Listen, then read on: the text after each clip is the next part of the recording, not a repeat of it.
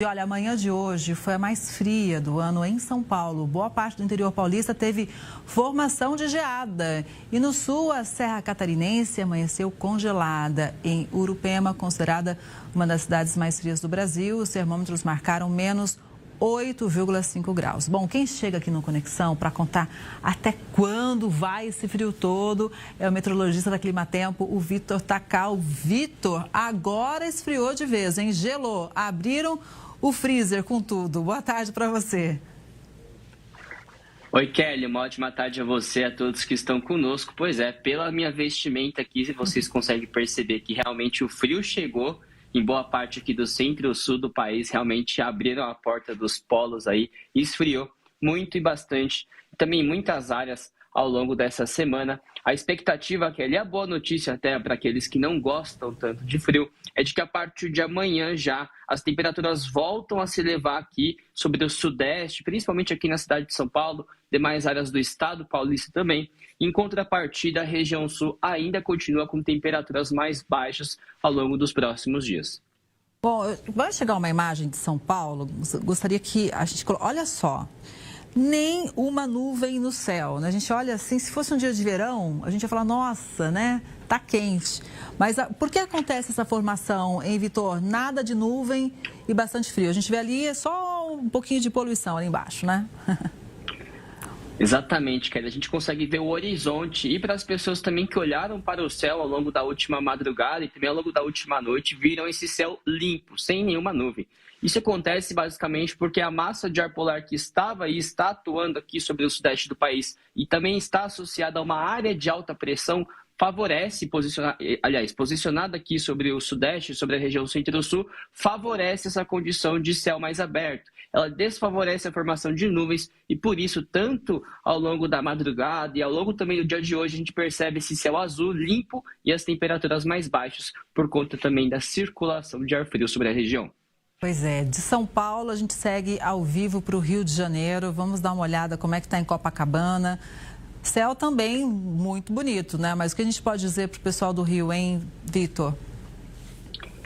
Olha, Kelly, no Rio de Janeiro também chegou esse arzinho mais frio, então o friozinho acompanhou ao longo dessa quarta, ao longo também dessa terça-feira. A cidade do Rio apresentou uma queda de temperatura mais significativa, então a gente consegue perceber ali. A gente tem até gente na praia, o sol predomina. Então, nessas áreas onde, essas áreas ensolaradas ali de praia até esquenta um pouquinho, mas, novamente, a região também está sob circulação de ar mais gelado, então as temperaturas também não se elevam tanto. Apesar disso, a partir dos próximos dias, por conta do afastamento dessa massa de ar polar em direção ao oceano, as temperaturas voltam a subir no Rio de Janeiro e também voltam a esquentar mais para o fim da semana. Vitor, eu gostaria que a gente falasse um pouquinho mais sobre a região sul do país. Por quê, né? A gente vê que realmente é uma situação mais complicada. Existe algum alerta mais pontual que a gente pode fazer para os moradores? Existe sim, Kelly, realmente. O Rio Grande do Sul, principalmente, é uma região que climatologicamente, ao longo do ano, não existe uma estação seca bem definida. Então, a chuva ela é sempre bem distribuída ao longo do ano. Ela pode acontecer, sim, por conta da geografia do estado, acontecer de maneira mais excessiva ao longo dos meses.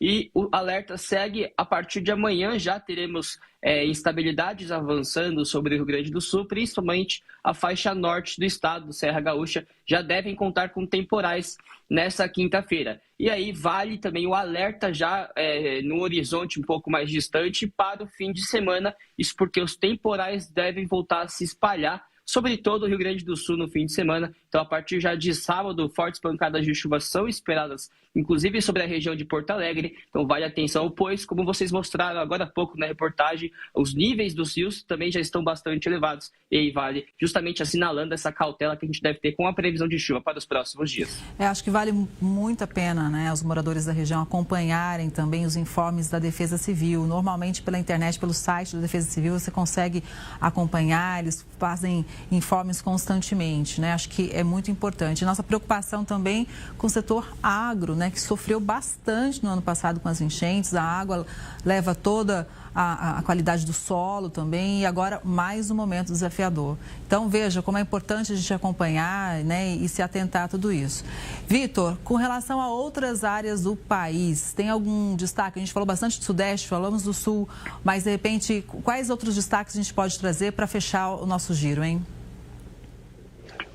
Olha, Kelly, indo para os outros extremos do país, então regiões Norte e Nordeste. Na região Norte, a chuva continua concentrada principalmente sobre Amazonas. Então, as pancadas de chuva que são um tanto quanto irregulares, aquelas pancadas mais localizadas, devem continuar acontecendo ao longo dos próximos dias. E aí, para o Nordeste, vale o destaque realmente para a Costa Leste. Então, desde a capital Salvador até a capital Natal, a gente tem condições de chuva, de pancadas de chuva também irregulares por conta da entrada de ventos úmidos que vem do oceano. Então, o tempo segue instável nessas regiões ao longo dos próximos dias.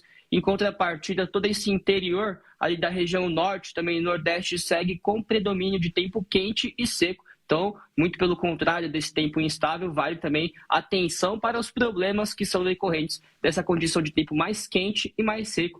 Vale lembrar que a gente já está no inverno e aí é justamente conhecida como a estação mais seca ao longo de todo o ano. E aí os problemas que estão relacionados a elas começam a ficar mais evidenciados ao longo das próximas semanas. E lembrar de se hidratar, né? Eu mesmo bebi muito pouca água hoje, assim, quase não bebi água. Tem que se hidratar. Tá frio, mas a gente não pode esquecer desse detalhe também. Vitor, obrigada, viu, por todas as informações. Uma boa tarde para você. Até a próxima.